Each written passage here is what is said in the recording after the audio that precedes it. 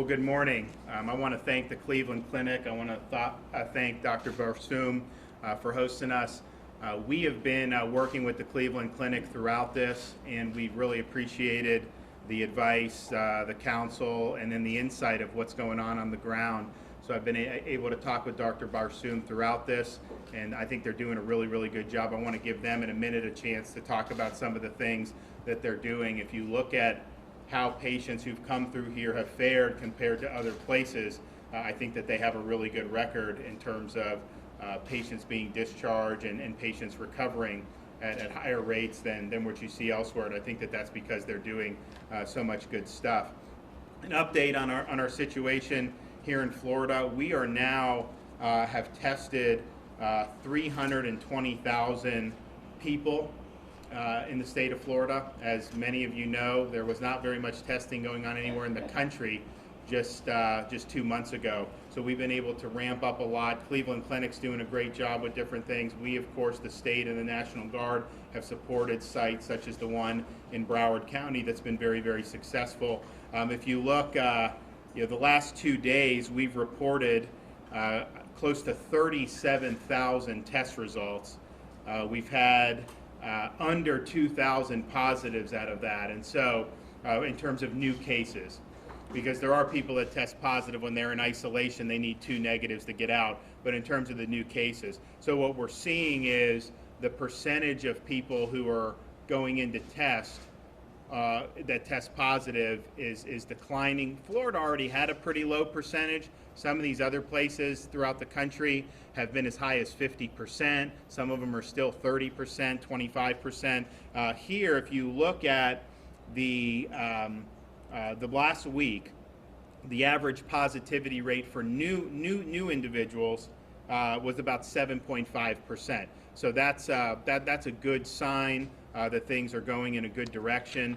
And of course, if you look at the hospitalizations, we are at the lowest number of patients in the ICU statewide today than we have been certainly for the last week. I think probably maybe for the last 10 days. And so you're not seeing people going into the ICU or into the hospitals at the same rate that you had maybe 3 weeks ago. So in terms of flattening the curve, making sure you have enough hospital resources, that's all very, very important. One of the things we've also done, so we have the drive-through testing sites like the one we have in Broward County. We've done 2 in Palm Beach that we've supported with the Florida National Guard, 2 in Miami-Dade, Jacksonville, Orlando, and then we've supported with supplies a number of testing sites throughout the rest of the state. But one of the things we figured out was not every community was accessing the testing in a uniform way. So we created walk-up sites that are mobile, where you can go in particularly to underserved communities and be able to administer tests on a walk-up basis. I mean, not everyone has a car that can go through a drive-through testing site. So we started that in Jacksonville in conjunction with the University of Florida. We've done a couple sites in Broward, Palm Beach. We have Hillsborough, Orange County. We're going to continue to do it. So those walk-up sites just in the last week have done over 4,000 tests, which is very good. The other testing that we've really ramped up is, we know the nursing homes have been the #1 place that's been at risk from the beginning. That's why we made sure all the staff were screened, required that, banned the visitors from going in, requiring wearing personal protective equipment. And the state of Florida alone has sent millions of masks just for our long-term care facilities and nursing homes. So we did that. You did have some nursing homes that didn't follow and allowed sick people to come in, and there were negative results from that. You had other situations where an asymptomatic staff member passed the screening, but then spread it to the staff and eventually to some of the residents. So we wanted to figure out a way where you can preempt that. So a couple weeks ago, I created National Guard strike teams to go proactively into nursing homes and assisted living facilities. These are 4-man teams. We now have 50 of these teams operating throughout the state of Florida. They've already done 5,000 tests. I think you're going to see that number increase. But if you see signs of an outbreak, then you can contain it, you can isolate who needs to be. So I think it's a way to protect our most vulnerable residents, and we've been really intent on doing that from the very beginning. Going forward, there's going to continue to be a need on testing. We have contracted with 2 different of these labs that can do high throughput testing. So that's 18,000 samples that we'll be able to submit to these 2 labs a day. We're promised a 24-hour turnaround, but 24 to 48. I've been doing this now long enough that I know when lab tells you 24, sometimes it's not 24, but we think we can get it in a reasonable amount of time. So that will be able to allow us to expand capacity even further. And then I've also ordered the Department of Health to buy high throughput machines for our state labs. We have 3 state labs, Jacksonville, Tampa, Miami, and they do a good job, but they are only processing hundreds of samples a day as their maximum. We want high throughputs so that we can do significant amount in the state labs. That would be, if you're in Southern Florida, we take it every day to the Miami lab, run it through, and then hopefully be able to get a result the next morning. And so those are set to arrive later in the month of May, but we think by the summer we would like to have that set up. So you're looking at 10,000 samples a day just in the state labs in the state of Florida. And also with expanding testing, I ordered the Surgeon General yesterday to allow pharmacies the authority to, if you're a licensed pharmacist, to be able to administer COVID-19 testing. And so we think that that could be a convenient way for people to have additional access to testing, particularly as we move forward in dealing with this pathogen. We have now been confirmed that we will have the antibody tests that the state has ordered. There's a company that has them FDA approved. They agreed to sell them to us. They said we're going to have to send to New York first because they've had much worse problems in New York than Florida. But we are going to get the next shipment, and that's due May 1st. If you look at the University of Miami, they were able to do a study, which I think was very important, trying to identify the extent to which people in the population have antibodies, which helps inform us about the risk of hospitalization, the death rate, and really get a true sense of that. So I think it's really, really important. And I'll mention, and I'll let Dr. Barsoom talk about it, but they're doing a lot of this plasma therapy. So people that have the antibodies who have already gone through and recovered from the illness, they have an opportunity to donate blood, and then people at the Cleveland Clinic and other places, they can use that for treatment. And we think that there's some positive signs with that. Of course, one of the main reasons why we've done these measures, the mitigation measures and the social distancing, is to flatten the curve, particularly to protect hospital resources. We're right now statewide, the available number of hospital beds is 41% of all beds are available right now. To put that in perspective, that's significantly more availability in both the regular hospital beds and in the ICU beds than we had before the pandemic began statewide. So I think part of it's for the work of places like the Cleveland Clinic, part of it the people of Florida doing the right thing. With the curve flattening, you have availability. We don't have the resources being taxed like you've seen in some other states throughout the state of Florida. I'll remind everyone you can text FL COVID-19 to 888-777. Again, FL COVID-19, 888-777. I wanted to give Dr. Barsoom and his colleagues an opportunity to talk about some of the things that they've done at the Cleveland Clinic, and then when they're done, I may just ask some questions, have a conversation, because he's had some great insights along the way. And you go back 6 weeks, there were a lot of people in his position that were saying a lot of things.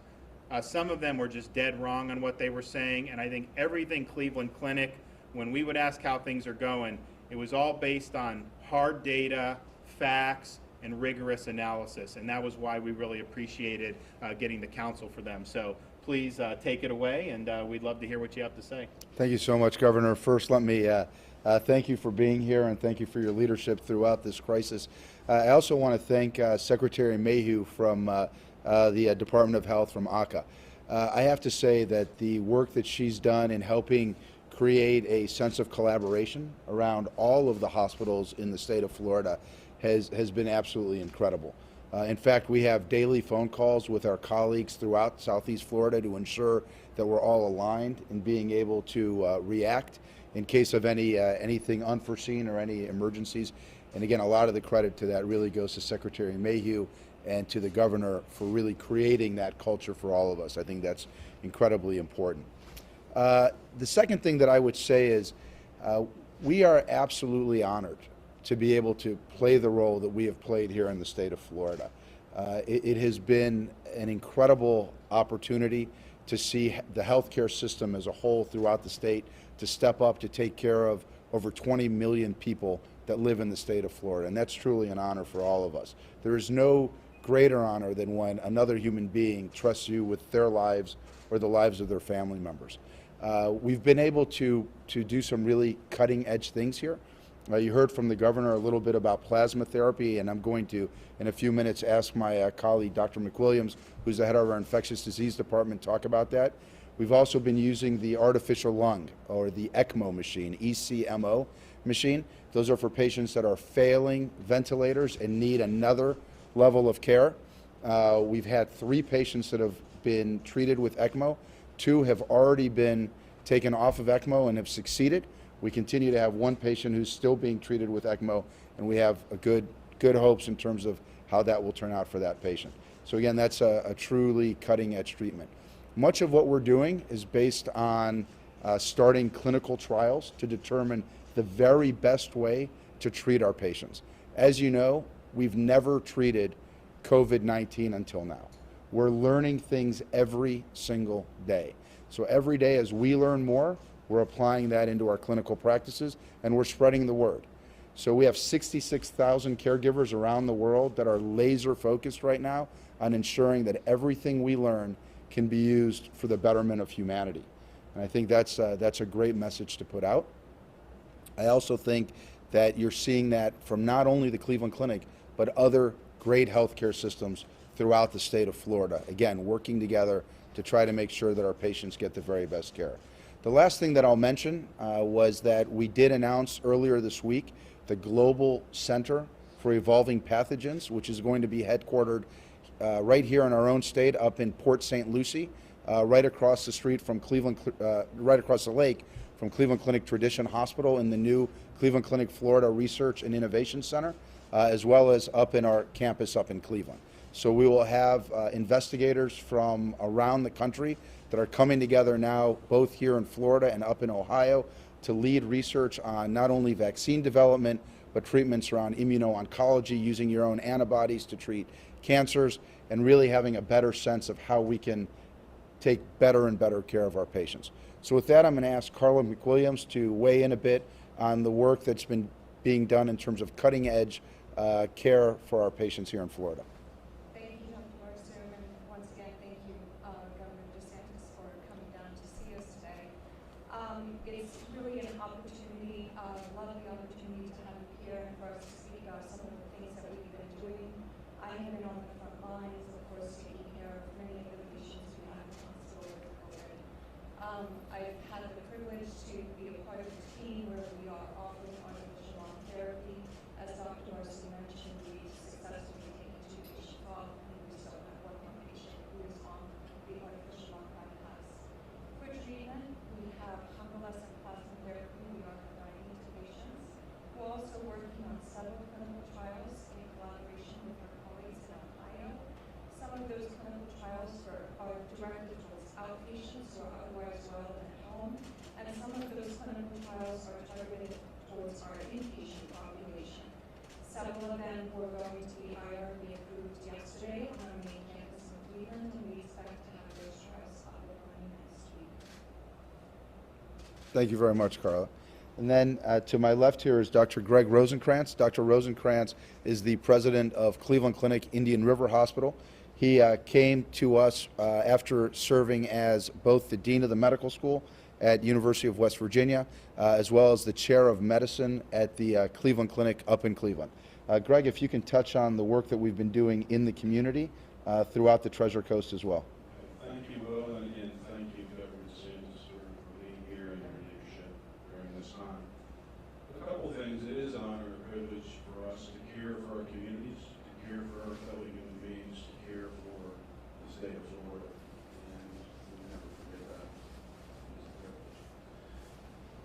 couple things. The community is part of our core 4 pillars in the best of times, and it's an especially important part now, never more so. And so what are we doing to protect and to serve our communities, not just in the hospital, but beyond the walls of the hospital and all of our communities? So first and foremost is communication, and it's close communication, daily communication with our local government leaders, with our local health departments, and with our local long-term care facilities to, in fact, protect our most vulnerable and those that have the potential to have the worst outcomes with COVID. We also have partnered with our first responders across the Treasure Coast to provide care and treatment and comfort to them as necessary. The other key partnerships, again, local health departments, etc.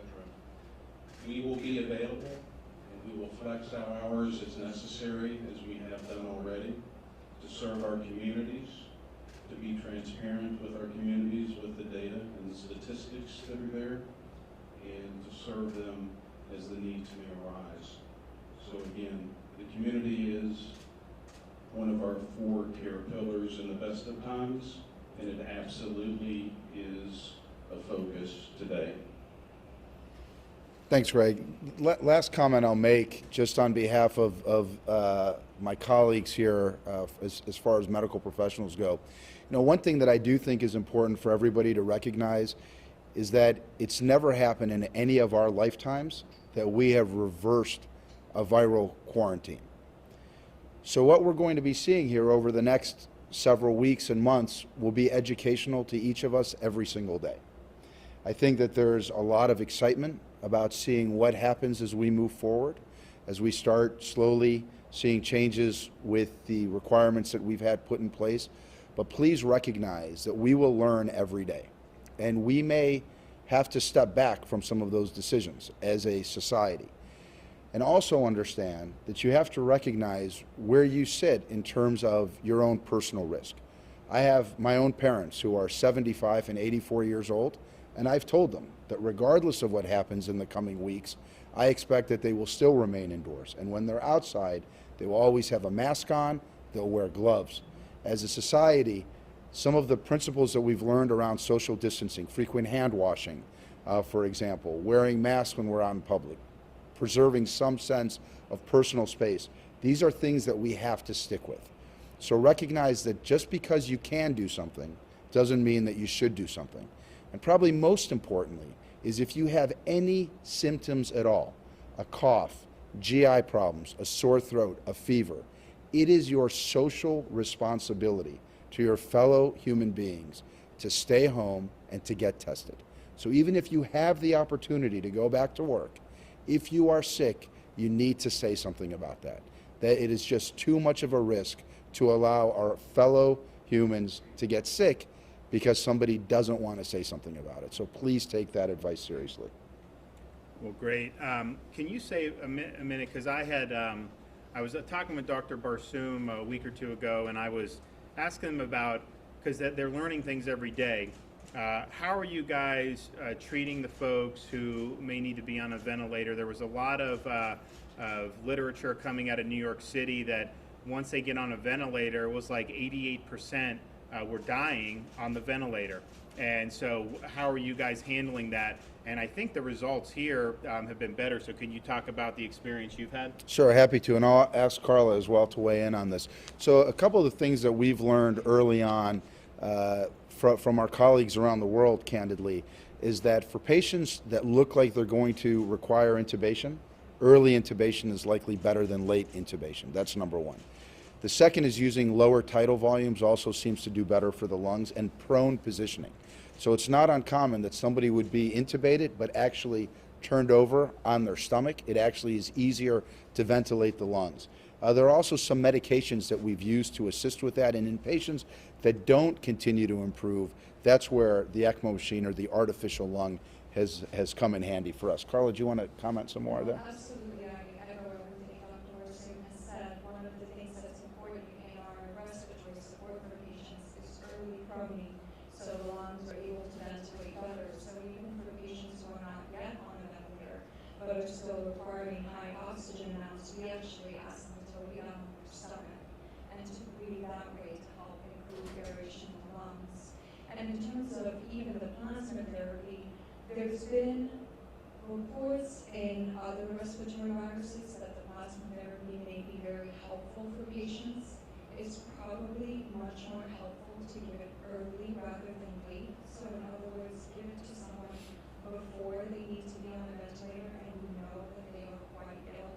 And that's one of the strategies that we have employed here. Our success is anecdotal and more clinical trials and more clinical data will come out, but so far it seems to be a strategy for us. And then what's I think you gave me a number of ventilators, the fatality rate compared to New York. What was your rate? So right now across the Cleveland Clinic system right now, we have at least a 60% survivorship for patients that have gone on ventilators across our system. And I think New York's was what, 88% were fatalities, or at least some of the numbers that have been very, very high numbers coming out of New York. Can you just talk about kind of the trends you're seeing? I mean, obviously, you know, we were prepared for kind of a peak, and we did see, you know, more people coming. You know, now we're in kind of a different posture. So do you think, at least locally, that you guys have peaked here? Yeah, so if you look at our numbers, at one point we had about 42 COVID-19 positive patients in our hospital. Of those that end up in the hospital, about 50% were going to the intensive care unit. And of that 50% going to the intensive care unit, about 2/3 of them were eventually requiring ventilation. Today, we have about 20 patients in the hospital. So we are clearly seeing patients improving and going home and getting back to their lives, which I think is an incredible thing to be confident of. As well, if you look at some of the data across the state, we've seen a significant decrease in the percentage of new patients each day over the course of the last 2 weeks, as well as the number of deaths per day over the course of the last 2 weeks. So when you look at principles of quarantines and reversing quarantines, that's one of the first things that you want to look for, is that over at least a 2-week period, you're seeing a consistent decrease in the number of new cases and the number of deaths each day, and I'm happy to see that we are seeing that. Can you speak a little bit? I think when this coronavirus first became an issue, I think actually a lot of people in February, I remember, were downplaying it, saying that it was not such a big deal. Then you know, something changed. There was a lot of particularly media attention on it, and I think that people got really scared. I mean, it's fear of the unknown. Obviously, when you have a pathogen that there's not a verified treatment for, much less a vaccine, and so I think people have been very on edge with this, and more on edge than I would say people were after 9/11 even, or the financial crisis. I mean, it's been a real, I think, a shock, and I think it's caused a lot of people to get scared. And one of the concerns I have, and I think that you guys have seen this, is as the coronavirus has become the all-encompassing issue, you're not seeing as many people come to the hospital with stroke symptoms or heart symptoms. Now, maybe magically people just aren't having heart attacks anymore, strokes, but I think part of that is people don't feel comfortable coming in to the hospital because of fear of coronavirus. So can you speak to some of the fear that's out there and talk to people who may have symptoms of other diseases about, you know, is it a smart thing to not seek medical attention? Sure. I think that's a great question, Governor. So the first thing I would say is, you know, you're absolutely right. I think the biggest fear is the fear of the unknown. And, you know, here in the United States, and specifically here in Florida, we had some very real advantages over some of our colleagues around the world. We knew that there was a novel virus and that it was likely coming. We knew what that virus was. We had some of the basic statistics around that virus, and we had the opportunity to gear up, to be prepared for a potential surge if in fact it was going to come.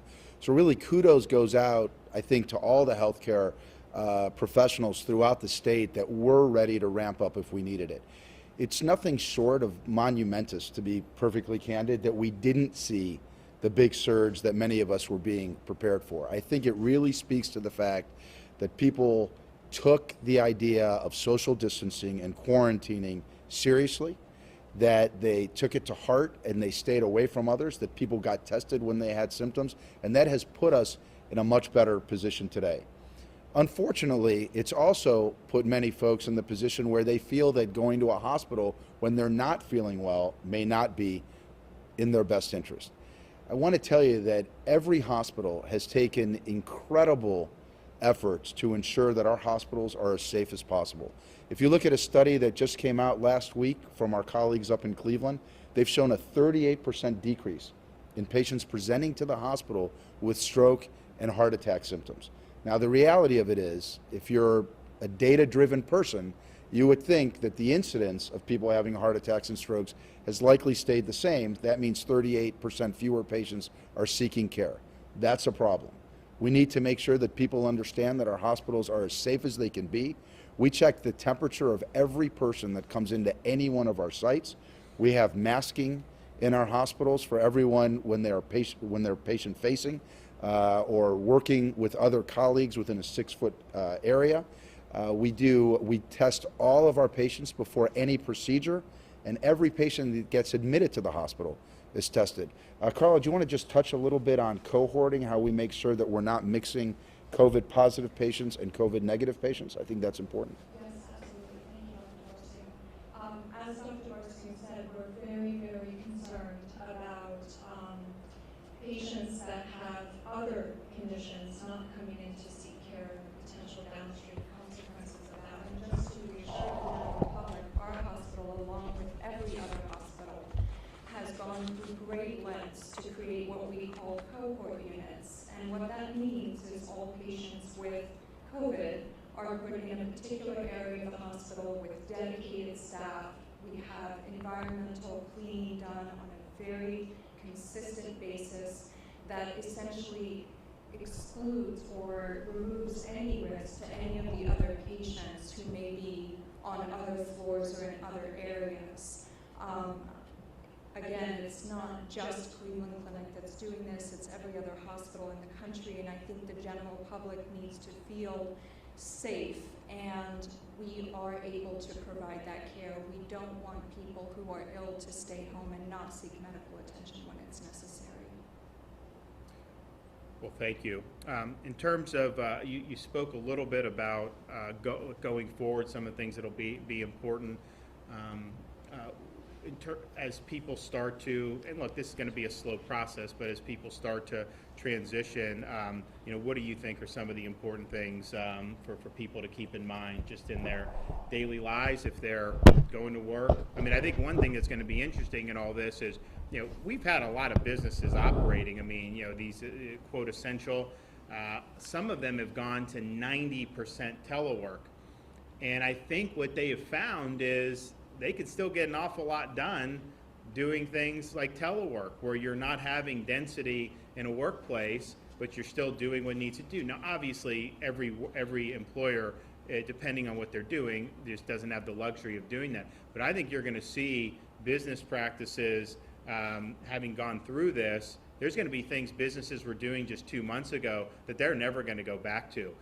Some of the business travel, they haven't done it now in a month and a half. And if they're not missing a beat, was that really necessary? So I think you're going to see a lot of interesting things in terms of going forward, businesses who went through this process and understood, hey, there's ways that you're able to do it. Now, there's different studies that have come out about the transmissibility of this thing, but I think most of them point to, if you're in a close, sustained contact with someone that's infected, usually in an enclosed environment, that's kind of the most risky situation. So if you're going to 90% telework, you're eliminating that density, and I think that's made a big difference, even for the businesses that continue to operate during this time. But I'll let you guys weigh in. Yeah, absolutely. These are all excellent points. Whatever can be done remotely in the same way that it would be done in a close proximity probably should stay that way, at least for the very near future.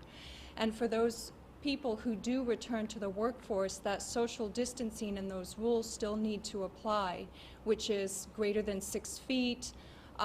We need to be wearing universal masks as we go back to work, and folks need to understand, if you develop symptoms of illness, it is our public duty, our inner right. We have to protect the integrity and the health of those who are around us. People need to know not to go to work ill and to seek testing and medical care when necessary. Going forward, one of the things that was pretty clear before we really started to see the virus hit the United States was looking at countries like South Korea, and obviously China. You really can't trust their numbers coming out of there, but South Korea is a democracy, and what they were putting out was, I thought, was credible. And if you looked at their numbers in late February, I mean, it was pretty clear that the overwhelming number of fatalities were people not even just 65 and up, sometimes it was the 70, 75 and up cohort. And so that told us we really needed to do things early for nursing homes, assisted living facilities, but also message to people 65 and up and people that have significant underlying conditions. Avoid crowds, stay home as much as you can. And that was part of our strategy very early. Looking forward at those groups that are higher risk, the elderly and people who are 65 and plus. And obviously we could still have orders in place on them, but just aside from that, what would your advice be to folks who fall in some of the higher risk groups? Stay home. You know, this virus overall, as everyone knows, the mortality rate is not that high, but out of the people who do develop severe illness, a need for a ventilator, or eventually succumb to the disease and pass away, almost all of them have underlying health conditions or are elderly. And so until we are positive that cases have really gone down and we've gotten ahead of this, the people who are at the greatest risk should continue to stay home and minimize their risk and interaction with others. That is the responsible thing to do for your own health and safety. One of the things Cleveland Clinic's been great at is, obviously Florida, I mean, we're God's waiting room, we've been called. I mean, we've obviously got a lot of facilities for senior citizens throughout the state. And I knew we had a lot, but until we got, I was surprised at the sheer number. So we have a lot of this, and we focused on, we put a lot of things in place. But what happens is, if there's an issue at one in a community, you have like Cleveland Clinic, they're on site. They will send people out there. And so it's not just the state. We have healthcare providers doing it, and I think many of them are starting to do it. But Cleveland Clinic has been great really from day one, because it's in their interest to try to reduce an outbreak in a nursing home. I mean, you don't want to have 50 patients coming in here if you can stop it at the front end. So they've been very proactive about that, and I think that that's made a difference. And as we go forward and look at, okay, what's the next phase in terms of doing things like the quote elective procedures, the reason why we stopped the elective procedures was wanted to make sure there was enough hospital beds in case of a surge of COVID patients. Obviously, we've had a lot of capacity throughout this whole thing. Also enough personal protective equipment. They have models about PPE usage that they use. So we want to make sure that the providers have that. But then one of the other things that we're going to ask them to do is, like, if you're going to do this elective procedures again, we want to make sure that you're part of the solution to help safeguard our most vulnerable populations. Cleveland Clinic's already doing it, but we want all the hospital systems throughout the state of Florida to be on board for that as well. I think we can take a few questions. Anyone have any closing comments before we take questions? I would just say again, I mean, I think that at this point in time, first of all, any loss of human life is tragic, and you know, it's early, obviously, to you know, state that we've won this, that we're victorious. There's still a lot ahead of us where we will learn every day. And obviously we have lost loved ones, we've lost friends, and that is absolutely tragic. That being said, there's a tremendous amount of hope for us moving forward, in that we've learned a lot about this disease, we've learned a lot about transmissibility, and we've also learned that there are mechanisms that we can put in place that slow the spread and potentially halt the spread. That, I think, is a great message to recognize. So moving forward, taking all of these things that we've learned will continue to play a role for us every day moving forward to ensure that we minimize that loss of life, and at the same time recognize that there are other folks that are sitting at home right now with medical problems that need care that we can take care of. So it's clearly a balancing act, and I think it's going to be a process of getting through it and learning about it, but I do believe that we'll be victorious altogether. Great. All right. Yes. Governor DeSantis, Yes. you said that this week that Florida flattened the curve, and I came here hoping to ask you what's your evidence of that. It sounds like you started with some of that. I wanted to ask you if that's the case, and also if Florida was looking to do anything like Pennsylvania, where they're saying that they're not going to lift social distancing until there's fewer than 50 people per 100,000 who test positive. So, well, I think the evidence. I mean, you look at the hospitalizations. I mean, we have less in the ICU. I mentioned, and then if you look at our testing positive rate, the last 2 days we've had results for almost 37,000 tests, and we have basically 2,000 positives for new Florida cases out of 37,000 tests. So if you compare that to some of these other places in the country where they're at 20%, 25%, that is like 6 or 7% positive, and we've seen that declining there. I think it's important for people to realize we've done more than most states to expand testing in areas that did not have access to, with our walk-up sites, with our National Guard strike teams, our drive-through sites.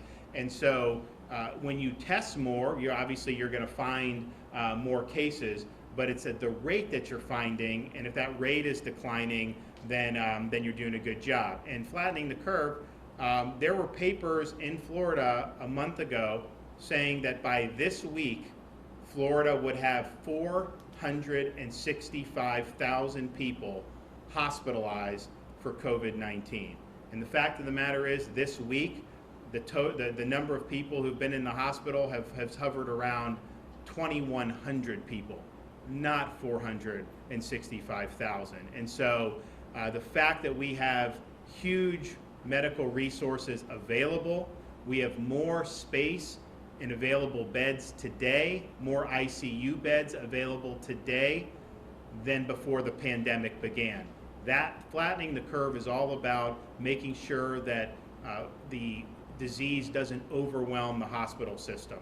And obviously we did a lot of things to make sure that we were protecting against that. But the fact of the matter is, we have a lot of space.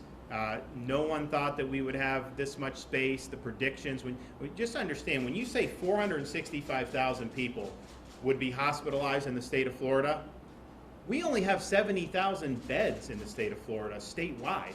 So even if we built some more things, 1,000 beds here, if you have that many people, you're talking about hundreds of thousands of people who would not even be able to be hospitalized. And so when people are saying, we're saying that, they're effectively saying we were going to have hundreds of thousands of people die. Because if you don't have the ability to put them in a hospital and they're sick, in excess, other people not with this. So that's where the predictions were. Here's where we are, where we have a lot of space available, and that was the whole purpose of doing mitigation to begin with. Yes, sir. Governor, you had just mentioned surgical procedures. When can we expect you to give the okay that doesn't commence like MRIs or even some outpatient procedures? So as I think many of you know, we've had a task force meeting all of this past week about every possible issue moving forward: health, medical system, agriculture, business, you name it. And we had a great, robust discussion with some of the doctors, some of the hospital executives this week about that. Look, as I've said before, if you have enough space that can handle COVID, we hope to not see any uptick, but you could have an outbreak somewhere. And so if that happens, would you be able to handle it? Do you have enough PPE to handle it? Are you going to be proactive like Cleveland Clinic and work with the nursing homes? If you're doing that, and we feel good about that, then we can turn this on. Now, my order, I think, goes to May 8th. So we're going to be looking this weekend about how we're going to do that. But I think certainly we're going to need to do that. Elective procedures, I think when people hear that, they think it's like, oh, I'm going to get like some type of cosmetic surgery or something. These elective procedures, really do affect patients' health. You're talking about screenings, you're talking about things that are really important.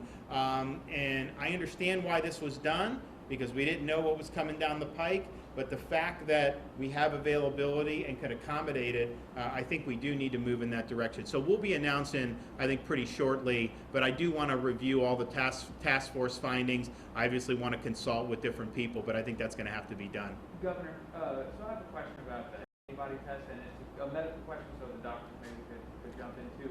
But are these tests looking specifically for the antibodies that are triggered with the coronavirus, or just any antibody? Well, I think the Miami one was specifically the coronavirus, but it's a good question, because there are antibody tests that will just tell you if you have antibodies for any coronavirus. So there's a coronavirus that causes the common cold, for example. That does not give us much predictive ability or data that's useful if you're getting what's effectively a false positive. So the FDA-approved test that the state of Florida has ordered will rule out the other coronaviruses and will only let you know if you have the antibody for the current COVID-19, the current coronavirus that causes COVID-19. And that's very, very important. I think Stanford, LA County, University of Miami, what we're trying to do and what we've tried to do is to reduce the type of contacts that would lead to the transmission of the virus. But what that means is you don't arrest somebody for planting seeds in their yard. You don't, when they had them drive-in church service in one state, people didn't even leave their cars and they were getting tickets for that. That's unacceptable. You know, we're doing this in a way, I think, that trusts people, that understand people should be treated with respect. And so I think you haven't seen the type of backlash here that you've seen in some of these other states. Because think about it.